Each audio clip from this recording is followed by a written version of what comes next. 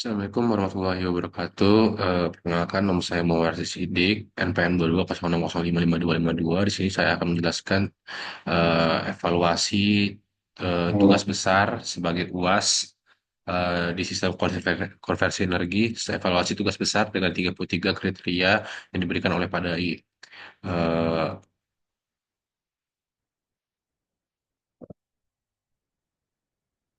di sini adalah merupakan kertas ujian saya yang sudah saya foto kemarin.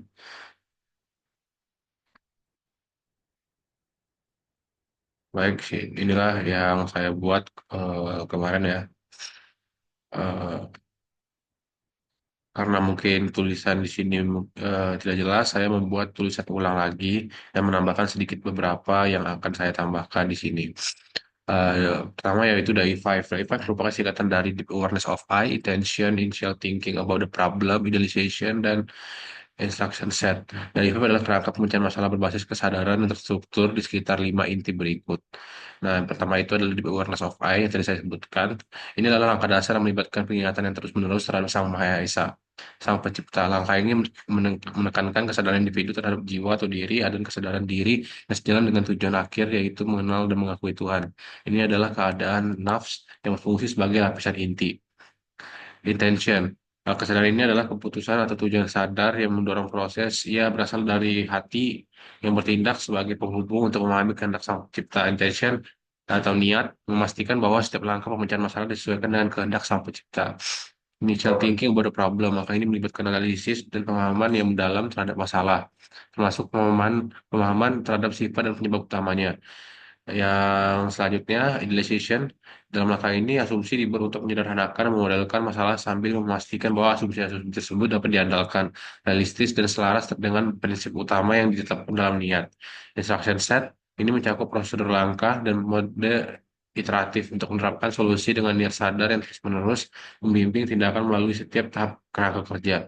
Langkah ini menekankan penyelarasan dengan tujuan yang lebih tinggi, mengintegrasi manfaat teknis dan spiritual dari Five berbeda dari kerangka tradisional karena fokusnya pada niat dan lapisan kesadaran. Di sini ada studi kasus teknik proyek menggunakan DAI-5. Di sini perintahnya itu isi bagian kosong dan pernyataan, persamaan, grafik, algoritma, diagram alir yang memenuhi 33 kriteria evaluasi DAI-5. Oke. Yang pertama adalah kesadaran deep awareness of I. Di sini ada poin pertama yaitu kesadaran terhadap tujuan memahami bahwa sistem hidrolik dirancang sebagai bagian penting dari ekskavator untuk mendukung pekerjaan manusia secara efisien. Peran Sang Pencipta dapat dilihat dalam inspirasi dan keteraturan hukum alam yang inspirasi saya dan keteraturan hukum alam yang memungkinkan teknologi ini bekerja. Nah, untuk kedua itu ya kesadaran diri, menyadari potensi bias pribadi, seperti kecenderungan menyalahkan desain sistem hidrolik atau kualitas fluida tanpa memperhatikan faktor eksternal seperti perawatan operator. Yang ketiga itu ada pertimbangan etis, menganalisis dampak lingkungan dari fluida hidrolik yang terkontaminasi, termasuk kemungkinan kebocoran yang mencermai tanah atau air, serta tanggung jawab dalam menyediakan solusi ramah lingkungan. Yang keempat itu adalah integrasi sisi IT. Cara cepat ingat Tuhan, mengingat bahwa solusi ini yang dikembangkan bertujuan untuk meningkatkan efisiensi manusia sebagai khalifah di bumi dengan mengelola sumber daya yang ada di bumi ini dengan lebih baik. Yaitu yang selanjutnya yang kelima ada refleksi kritis menghubungkan pentingnya sistem yang andal tidak hanya untuk efisiensi operasional tetapi juga untuk mendukung pembangunan berkelanjutan dan kesejahteraan sosial. Yang keenam, secara konsisten melakukan analisis kelanjutan kesadaran, secara konsisten melakukan analisis masalah dan solusi dengan mempertimbangkan aspek teknis, sosial, dan spiritual. Oke, untuk poin kedua yaitu intention. Di sini ada beberapa dari intention. Yang pertama itu ada kejelasan niat. Yang utama adalah meningkatkan efisiensi sistem hidrolik ekskavator dan mengurangi dampak negatif dari kontaminasi fluida pada keandalan alat berat. Yang kedua yaitu penyelesaian tujuan, menyelaraskan solusi dengan prinsip keberlanjutan dan nilai-nilai universal sebagai tanggung jawab lingkungan dan efisiensi energi. Yang ketiga itu adalah relevansi niat, memastikan untuk memecahkan masalah kontaminasi fluida sejalan dengan kebutuhan dunia industri saat ini, terutama di bidang konstruksi dan pertambangan. Yang keempat adalah fokus keberlanjutan, mengembangkan solusi yang mempertimbangkan dampak jangka panjang, seperti meminimalkan limbah fluida atau meningkatkan daya sistem terhadap kontaminasi. Yang kelima adalah fokus pada kualitas, mengutamakan akurasi dan pengukuran analisis data dan desain solusi untuk memastikan keadilan hasil. Selanjutnya adalah initial thinking about the problem. Ada beberapa poin yaitu pertama pemahaman masalah. Masalah utama adalah kontaminasi fluida hidrolik yang dapat berasal dari partikel padat, air atau bahan kimia lain yang masuk ke dalam sistem sehingga menyebabkan penurunan efisiensi dan keandalan sistem hidrolik. Yang kedua itu adalah kesadaran pemangku kepentingan. Stakeholder yang terlibat meliputi operator alat berat, teknisi, produsen fluida hidrolik, dan manajer proyek konstruksi.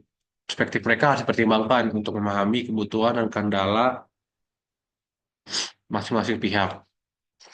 Yang ketiga adalah analisis kontekstual. Masalah ini ditempatkan dalam konteks operasional ekskavator di lingkungan kerja yang keras seperti tambang atau lokasi konstruksi yang sering terpapar debu, air, dan material lain. Yang keempat itu adalah analisis penyebab utama. Penyebab utamanya meliputi penggunaan filter yang tidak efektif, kebocoran pada segel komponen hidrolik, dan ketidaksesuaian dalam prosedur perawatan. Yang kelima adalah relevansi analisis. Analisis berfokus pada solusi yang praktis dan dapat diterapkan seperti mengganti filter dengan model yang lebih canggih atau memperbaiki prosedur perawatan.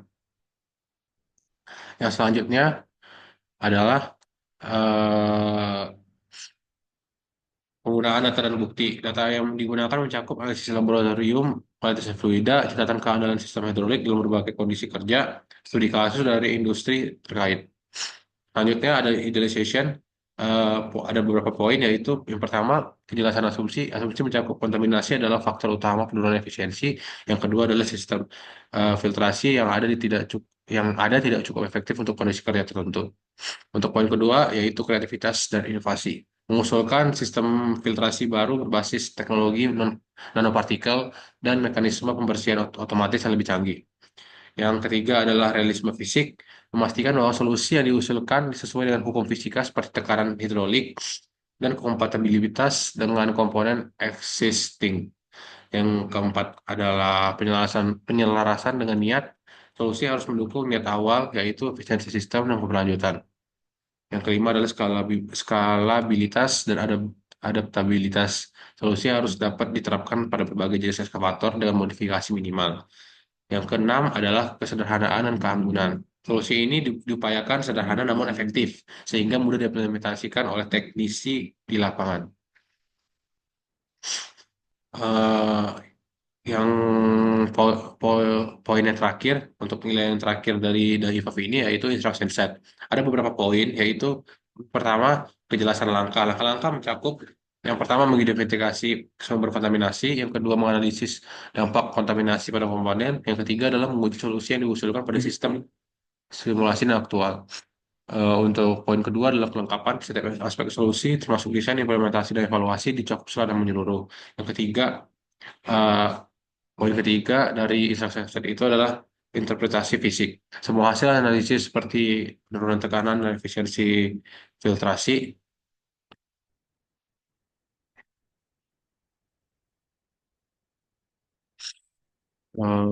filtrasi dijelaskan secara kuantitatif. Yang keempat dari poin ini adalah minimasi kesalahan. Prosedur pengujian dirancang untuk meminimalkan kesalahan seperti kalibrasi ulang alat ukur secara berkala. Yang kelima adalah verifikasi dan validasi. Solusi diverifikasi melalui uji laboratorium dan divalidasi melalui penerapan langsung di lapangan.